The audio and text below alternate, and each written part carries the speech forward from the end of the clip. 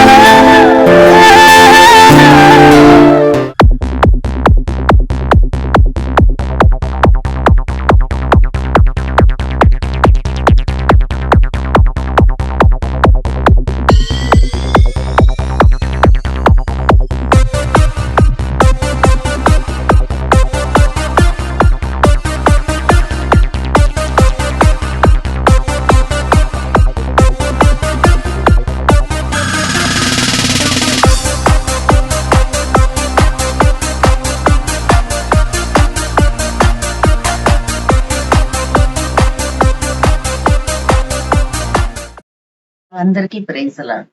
ప్రభు పేరిట ఈ ఛానల్ వీక్షిస్తున్న ప్రతి ఒక్కరికి ఈస్టర్ శుభాకాంక్షలు. విశ్వవ్యాప్తంగా క్రైస్తవ విశ్వాసులు భక్తి శ్రద్ధలతో ఉపవాస ధ్యానంతో ఆచరించే తపస్సును లెంట్ కాలం అంటారు.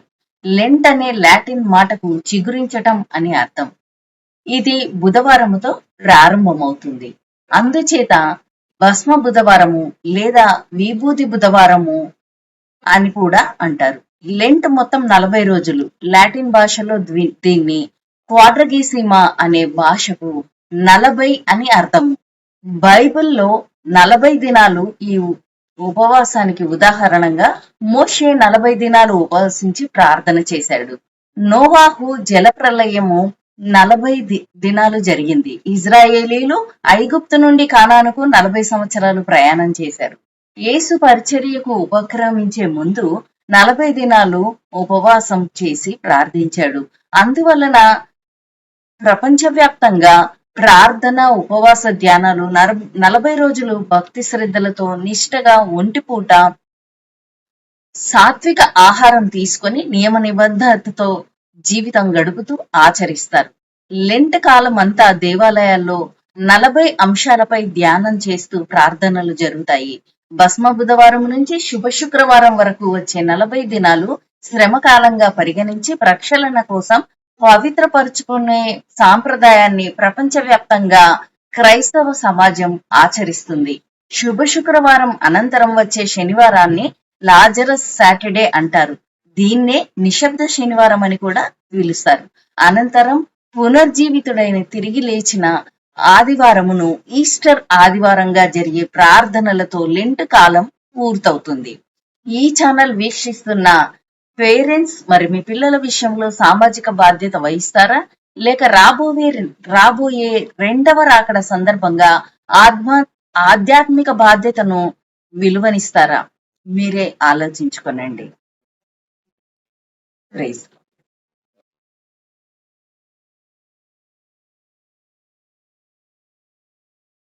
ఏంటమ్మా మమత, సండే చర్చికి వెళ్ళాలి, టైం చూసావా? లేదు డాడీ, మొబైల్లోనే బైబుల్ ఉంది, చదువుతున్నా. తప్పమ్మా, బైబుల్ని హోలీ బైబుల్ అంటాము కానీ మొబైల్లోని బైబుల్ యాప్ను హోలీ మొబైల్ అనలేం కదమ్మా. డాడీ, మీరు 1947 జనరేషన్ వాళ్ళు డాడీ, మేము AK-47 జనరేషన్ వాళ్ళం డాడీ. అయితే ఏంటమ్మా? మీ కాలంలో మొబైల్ ఫోన్లు లేవు డాడీ. నేడు మొబైల్ ఫోన్లు మన చేతుల్లో ఉంటే ప్రపంచమంతా మన గుప్పట్లో ఉన్నట్లు డాడీ. మరి బైబుల్ నీ చేతిలో ఉంటే విజ్ఞానం కూడా నీ గుప్పట్లో ఉన్నట్లే కదమ్మా. అది ఎలాగా డాడీ? నేడు సాంకేతిక పరిజ్ఞానం పెరుగుతూ ఉన్నందువల్ల విశ్వాసుల ఆత్మీయ జ్ఞానం సన్నగిల్లుతుంది. తల్లిదండ్రులు కూడా తమ పిల్లలకు చిన్న వయసు నుండే మొబైల్స్కు బానిస చేస్తున్నారమ్మా. బైబుల్ మన చేతిలో లేకపోతే మనకు ఆత్మీయత లేనట్లేనా డాడీ? అవునమ్మా, రెండవ రాకడ సందర్భంగా ప్రతి ఒక్కరిని ఏదో ఒక సాధనం ద్వారా సాతాను శోధిస్తుంది. ముఖ్యంగా నేటి యువతను తప్పుదావ పట్టించడానికి మొబైల్ రూపంలో వెలుగుదూత అవతారం ఎత్తిందమ్మా. అందులో వాట్సాప్, యూట్యూబ్, ఆన్లైన్ గేమింగ్ ద్వారా నేటి యువత తమ విలువైన నాణ్యమైన భవిష్యత్తును కోల్పోతున్నారు. జన్మనిచ్చిన తల్లిదండ్రులు మనస్సును పరోక్షంగా శోభకు గురి చేస్తున్నారమ్మా. ఏమో డాడీ, నాకేం అర్థం కావట్లేదు. ముందు నీవు ప్రసంగి 12:6 చదువు. అప్పుడు సాంకేతిక పరిజ్ఞానం గొప్పదా, సొలొమోను భౌతిక జ్ఞానం గొప్పదా నీకే తెలుస్తుంది. Okay daddy.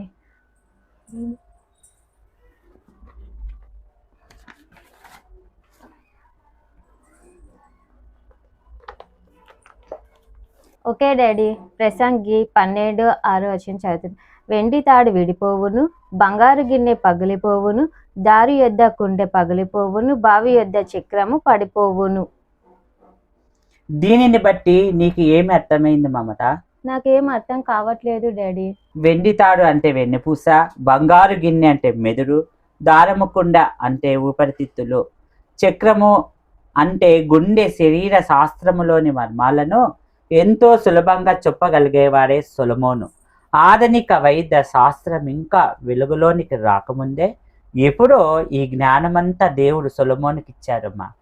ఉదయం చక్రం తిరుగుతుంది అంటే శరీరంలోని వివిధ భాగాలను రక్తాన్ని సరఫరా చేసేదే గుండె. ఇప్పుడు తెలిసిందమ్మా సొలొమోను యొక్క భౌతిక జ్ఞానం ఎంత అమోఘమైనది. డాడీ, ఇంత చక్కని వాక్యాన్ని నాకు ఉపదేశించి నా మనసుకున్న కళ్ళను తెరిపించావు డాడీ. డాడీ, అవును డాడీ, నాకు మమత అనే పేరు ఎందుకు పెట్టావు డాడీ? మమత అంటే అర్థం మా అంటే మంచి, మా అంటే మనసు, తా అంటే తల్లి. కవిత, భవిత, ఆత్మీయత, విధేయత, నైపుణ్యతలో చివరి అక్షరం థా. తల్లి, తండ్రి, గురువు, దైవములో మొదటి పదములలో ఉన్న అక్షరము కూడా తానే. 10 ఆజ్ఞలలో కూడా దేవుడు ఈ విధంగా సెలవిచ్చాడు, నీ తల్లిదండ్రులను సన్మానింపుము అని సెలవిచ్చినారు. డాడీ, ఇంకా నుండి మొబైల్కు స్వస్థత చెప్పి బైబుల్ వైపు దగ్గరై ఈ 2వ రాకడిలో నా దేవుడి కొరకు హృదయ శుద్ధితో మనసు పొందుతాను డాడీ. ఇప్పుడు నీవు మారు మనసు పొంది కలుషితము లేని సాక్షిగా మారావంటే న్యాయానికి కావాలి సాక్షి, ప్రకృతికి కావాలి పక్షి, కానీ ఇప్పుడు మాత్రం కావాలి మన దేవునికి నీ మనస్సాక్షి. ఇంకా నుండి యథార్థవాది లోక విరోధి, కానీ దేవునికి మాత్రము వారధిగా జీవిస్తూ సాతాని బిడ్డలకు సారథిగా జీవించను డాడీ. డాడీ, మీరు ఎంత చెప్పినా అక్క వినకుండా మీరు డ్యూటీ వెళ్ళినప్పుడల్లా ఫోన్ చూస్తూనే ఉంటుంది. చూడమ్మా, ప్రతి విశ్వాసికి భక్తుంది కానీ భయం లేదమ్మా. మారు మనసు పశ్చాత్తాపం పొందిన ప్రతి విశ్వాసికి భయము భక్తి 2 కండ్లతో సమానమమ్మా. లేదు డాడీ, నేటి యుగంలో యువత ఆండ్రాయిడ్ మొబైల్స్కు బానిసై తమ విలువైన నాణ్యమైన భవిష్యత్తును కోల్పోతున్నారు. తల్లిదండ్రుల కన్నా స్నేహితులకు వాట్సాప్ చాటింగ్లకు విలువనిస్తూ ఆత్మీయతలకు గురి అవుతున్నారు. సమయస్ఫూర్తి లౌకిక జ్ఞానంతో తమకు తాము మోసం చేసుకుంటున్నారు డాడీ. చూడమ్మా, ఇంతవరకు బైబిల్లోని మాటలు వాక్యము విని గ్రహించి మొబైల్ను దూరంగా పారవేసి దేవునికి మారు మనసు పశ్చాత్తాపము కలిగి దేవునికి దగ్గరగా జీవించి రక్షణ ఇచ్చిన దేవునికి నీవు నేను కృతజ్ఞతాస్తుతులు చెల్లిస్తూ దేవుడు నిన్ను నన్ను ఆస్వాదించి దీవించునుగాక అమ్మా.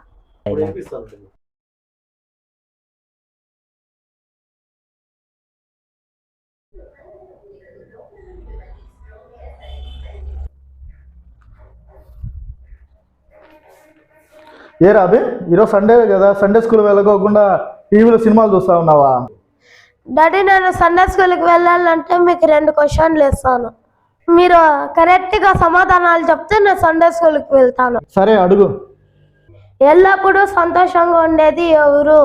రక్షణ పొంది బాప్తిసం తీసుకొని దేవుని ధర్మశాస్త్ర వాక్యంలో అనుసరిస్తూ దేవుని రెండవ రాకడ కొరకే నిరీక్షణ కలిగి ఉన్న విశ్వాసి.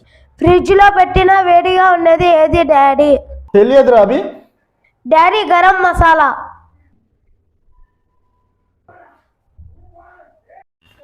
తోని తోటలో విత్తనాలు నాటాను, మొక్క మొలిచింది కానీ ఎందుకో పెరగడం లేదు. ఫ్లోరా, సాయంత్రమైన నెలలో విత్తనాలు వేసావా? మంచి నేల కాదా అని నేను చూడలేదు, కానీ ఇంకొక విషయం ఏంటంటే ముళ్ళ పొదల్లో కూడా నేను విత్తనాలు నాటాను. అవి మొలిచాయి, ఎదుగుతాయి అంటావా? విత్తనాలు వేసావు కానీ ఫలితం శూన్యం. అందులోనూ ముళ్ళ పొదల్లో కూడా వేసావు. ఆ ముళ్ళ పొదలు మొక్కలను ఎదగనిస్తాయా? విత్తనాలు వేయడం అనేది మంచి పనే, కానీ ఎక్కడ నాటుతున్నాము, దేనిలో వేస్తున్నాము అనేది మంచి ప్రాముఖ్యం. అవును తోని, నేను చేసిన పని అవివేకమని తెలిసింది. ఇప్పుడు నా మనసుకున్న నేత్రాలను తెరిపించావు. ఫ్లోరా, మనం అనేక సార్లు ఇష్టారమైన ప్రార్థన చేస్తాం, అయితే మన హృదయం బీడు భూమిని పోలి ఉంది. ఈ బీడు భూములలో మనం విత్తనాలు వేస్తూ ఉంటాం, దుష్ట హృదయంలో విత్తనాలు వేస్తూ ఉంటాం. దాని ఫలితం నిష్ఫలం, అవి మనల్ని ఎదగనియవు, ఫలితం శూన్యం. ఇలాగే ఉంటున్నాయి విశ్వాసీయుల జీవితాలు.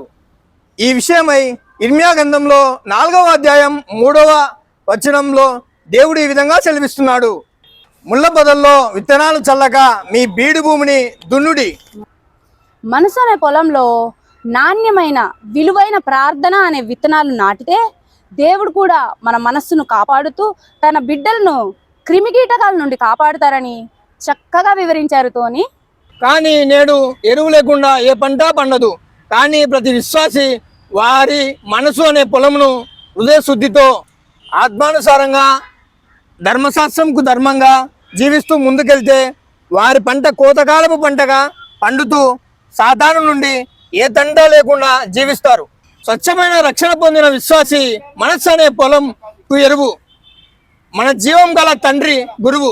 ఉంచు, కోడి తన పిల్లలను తన రెక్కల చాటున ఏ విధంగా కాపాడునో ఆ విధంగా రసం పీల్చే క్రిమికీటకాల నుండి మన దేవుడు కూడా తన రెక్కల చాటున విశ్వాసి యొక్క పొలాలను కాపాడుతున్నాడంటావా?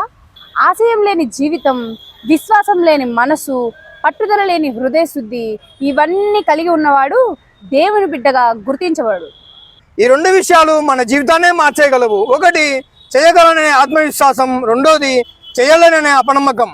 నేటి సమాజంలో ఊహించని రీతిలో రక్షణ పొందుతున్న ప్రతి విశ్వాసికి ఉండాల్సినవి విమోచన, విచక్షణ, విజ్ఞత, వివేకం, నిరీక్షణ. కానీ నేడు ప్రతి ఒక్క విశ్వాసిలో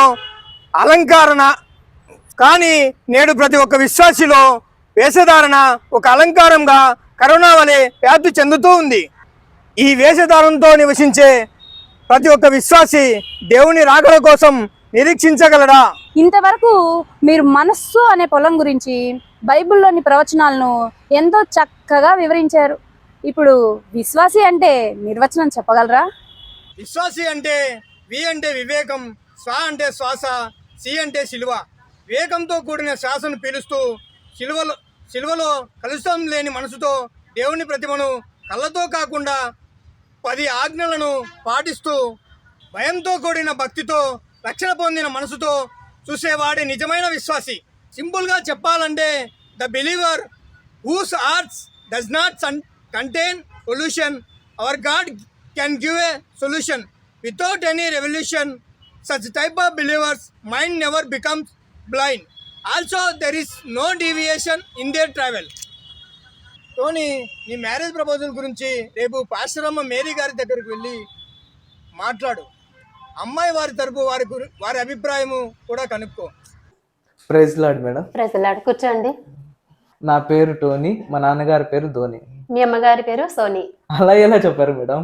మీ పేరులో అంతే ప్రసా ని అని తెలిసింది.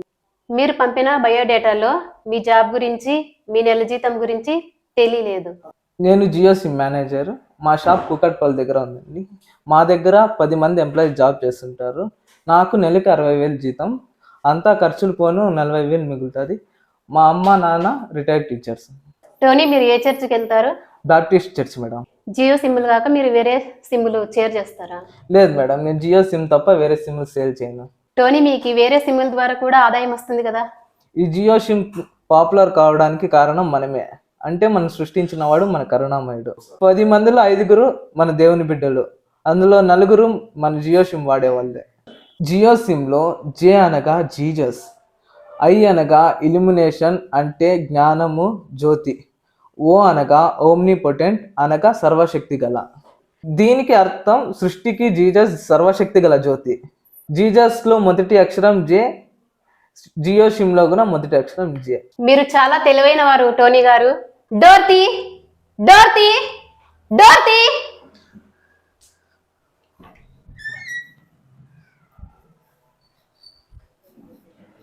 మీరే కదా మేడం డోర్తీ డోర్తీ డోర్తీ అని గట్టిగా అరిచారు, అందుకే మూసి ఉన్న డోర్ని తెరిచాను. అయ్యో, కంగారు పెట్టించారు కదండి. డోర్తీ అంటే మా రెండో అమ్మాయి పేరు.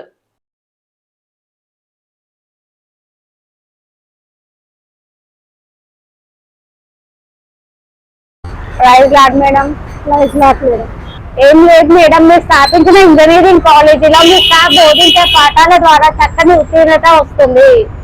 అదే మాదేమీ లేదండి, అంత దేవుడి కృప. దేవుడి చిత్తము లేనిది ఏ కార్యము జరగదు. మనుషులకు అసాధ్యమైనది దేవుడికి మాత్రమే సాధ్యం. అవును మేడం, మన విద్యార్థులకు ఇచ్చిన ఆత్మీయ బోధన పాఠాల విధానం నాకు బాగా నచ్చాయి. ఇంకా మీరు నేర్పించే దైవత్వం అనుసరిస్తే విద్యార్థుల కళ్ళకు కలగదు అంధత్వం. మరియు సాతాను వీటి వయసులకు మొబైల్ ద్వారా కలిగించే క్రియలకు కాలేదు మేధస్సు బానిసత్వం. ఓ, మీరు కవిత్వం కూడా చెప్తారా? అవును మేడం, అనేకమైన అవార్డులు ప్రశంసా పత్రాలు పొందాను, కానీ అవి దేవుని సన్నిధానంలో పనికి రావు. మరి మీరు దేనికోసం వచ్చారు? మా అమ్మాయి మీ కాలేజీలో 3rd ఇయర్ కంప్యూటర్ కోర్స్ చదువుతుంది, కానీ మా అమ్మాయికి మీరు మీ పేరెంట్స్ ని పిలుచుకురమ్మన్నారని చెప్పింది. ఎందుకు? అవునండి, మీ అమ్మాయి పేరు ఏంటి? మా అమ్మాయి పేరు కృప. పేరుకే కృప, దేవుడి కృప లేదు. 1st ఇయర్ పెండింగ్ లోనే ఉంది, 2nd ఇయర్ పెండింగ్ లోనే ఉంది. ఇలా ఉంటే ఎలా? మీరేమో లక్షలు ఖర్చు పెట్టి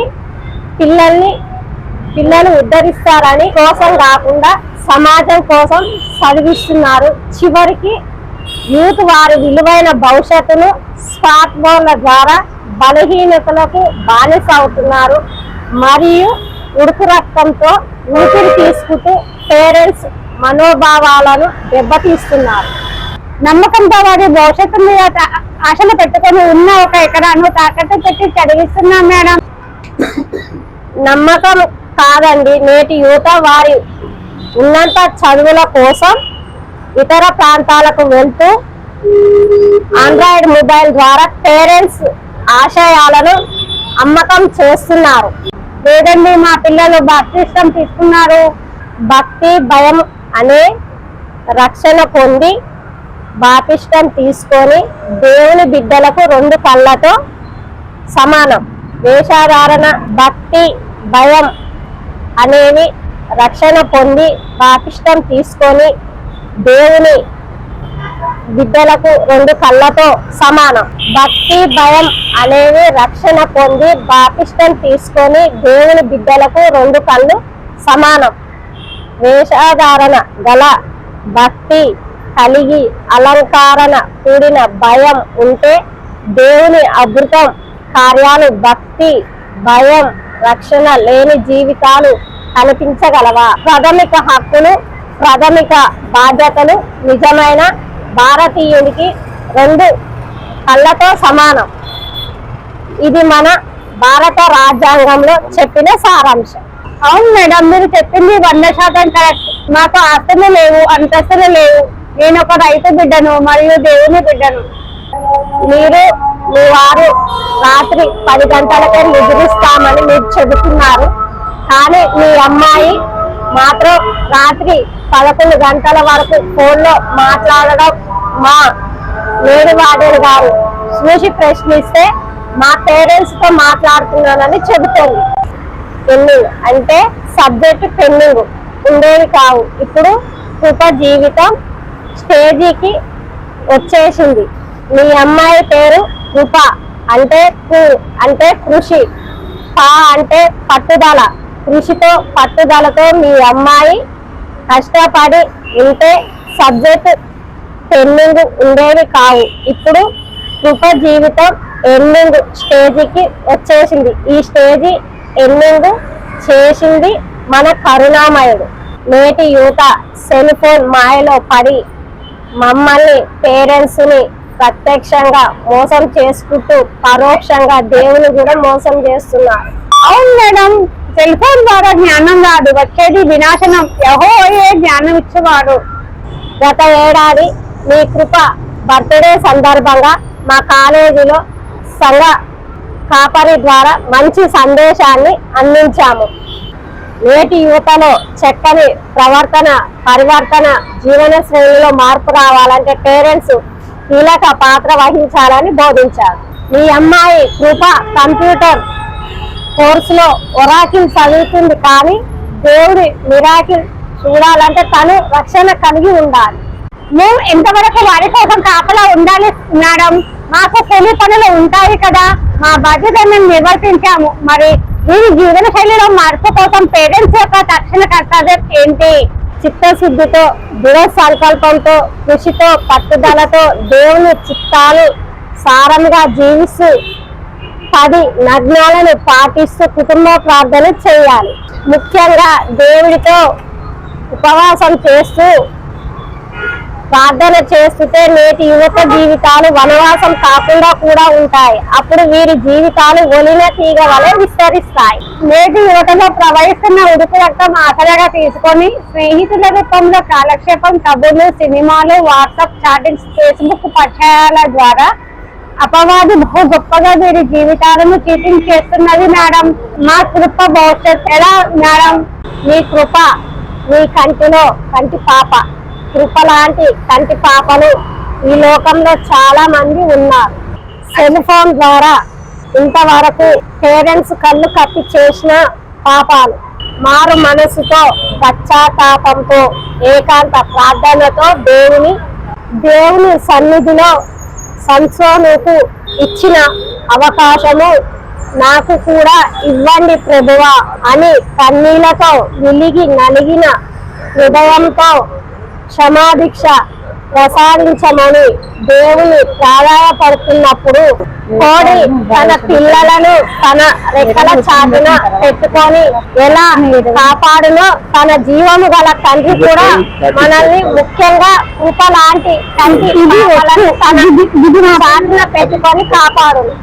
నేటి యువత సెల్ ఫోన్ మాయలో తమ విలువైన భవిష్యత్తును అర్థం లేని వ్యక్తమైన భావాలతో మన ధర్మశాస్త్రానికి అధర్మంగా జీవిస్తున్నారు. చక్కని ప్రవచనాలను నిర్వచనాల ద్వారా విశదీకరించారు. నేలలో విత్తనం వేసిన తర్వాత అది మొక్కగా పెరిగే సమయంలో చక్కని ఎరువును వేస్తూ ట్రీ గార్డ్ ను రక్షణ కవచం లాగా పెట్టి తోటమాలి ఆ మొక్కను మహావృక్షంగా పెరగడానికి తన దృష్టిని కేంద్రీకరిస్తాడు. ఈ సృష్టిలో కూడా పేరెంట్స్ కూడా రక్షణ కవచం లాగా బైబిల్ పాఠాలు బోధిస్తూ రాబోయే రోజులు భయంకరమైనవి, రెండో రాగడ సమీపిస్తుందని వారి పిల్లల మైండ్ సెట్ ను మార్చే బాధ్యత కూడా తీసుకోవాలి. చెప్పడం మరిచాను మేడం, మా తమ్ముడి పేరు పెన్ డ్రైవ్, ఈ సాఫ్ట్వేర్ ఇంజనీరింగ్. వారి 3వ పొరగడికి పేరు పెట్టడానికి హైదరాబాద్ పాస్టర్ గారిని కలవడానికి హైదరాబాద్ కు వెళ్తున్నాడు. పాస్టర్ గారు, ప్రైజ్ ద లార్డ్ అండి. నేను ఒక ప్రైవేట్ సాఫ్ట్వేర్ కంపెనీలో ఇంజనీర్గా పనిచేస్తున్నానండి. నా పేరు పెన్ డ్రైవ్ అండి. నా భార్య పేరు మౌస్ అండి. పాస్టర్ గారు, నాకు 3 కూరగాయలండి. మొదటి వాడి పేరు డెస్క్ టాప్ అండి, ఇక రెండో వాడి పేరు ల్యాప్టాప్ అండి, ఇక 3వ వాడి పేరు ఇంకా పెట్టలేదండి. ఎంతో మంది మీ వర్తమాన సందేశాల ద్వారా రక్షణ పొందారని విన్నాం. పాస్టర్ గారు, ఇటు వింటున్నారా? పాస్టర్ గారు, మా మొదటి వాడి పేరు డెస్క్ టాప్, ఇక రెండో వాడి పేరు ల్యాప్టాప్, ఇక 3వ వాడి పేరు జర చెప్పరాదే? పాస్టర్ గారు, పాస్టర్ గారు, ఇటు వింటున్నారా? మా మొదటి వాడి పేరు డెస్క్ టాప్, ఇక రెండో వాడి పేరు ల్యాప్టాప్, 3వ వాడి పేరు జర చెప్పరాదే?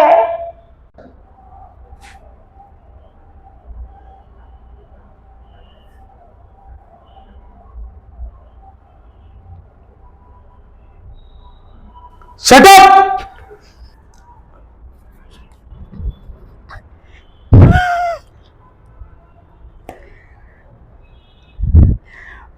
ఓసే మౌసు, ఇది విన్నావే? మన మొదటి వాడి పేరు డెస్క్టాప్, రెండో వాడి పేరు ల్యాప్టాప్, ఇక మూడో వాడి పేరు మన పాస్టర్ గారు చెప్పారే షటప్ షటప్. మొదటి వాడి పేరు డెస్క్టాప్, రెండో వాడి పేరు ల్యాప్టాప్, ఇక మూడో వాడి పేరు shut up.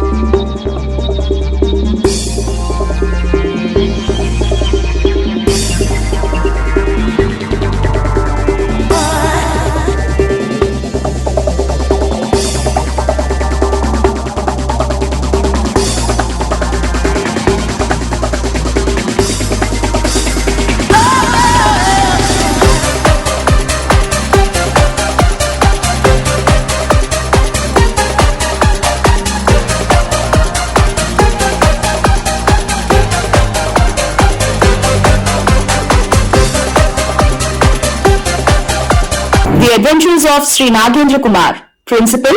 Exclusive interview coming soon in this Kavi TV channel. Please watch.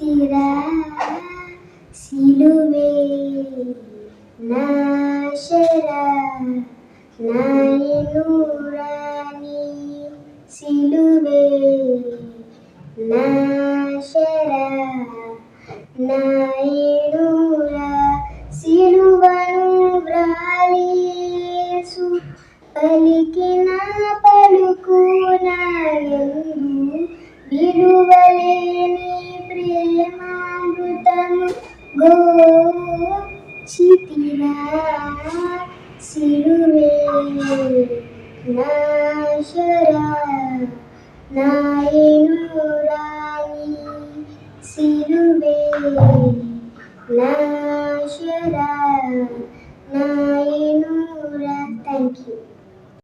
Grace book స్టోర్కు స్వాగతము.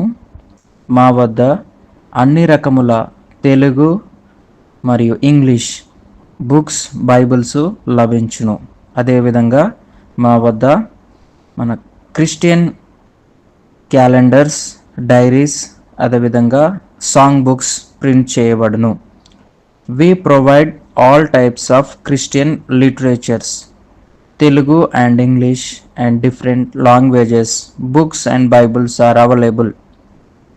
And also we print song books and our Christian diaries, calendars. Please contact Brother David. Our cell number 9603902529. 9603902529. Our address is Hyderabad, ECL, Damaiguda. Praise the Lord. Please like, share and subscribe Thank you for watching our Kavi TV.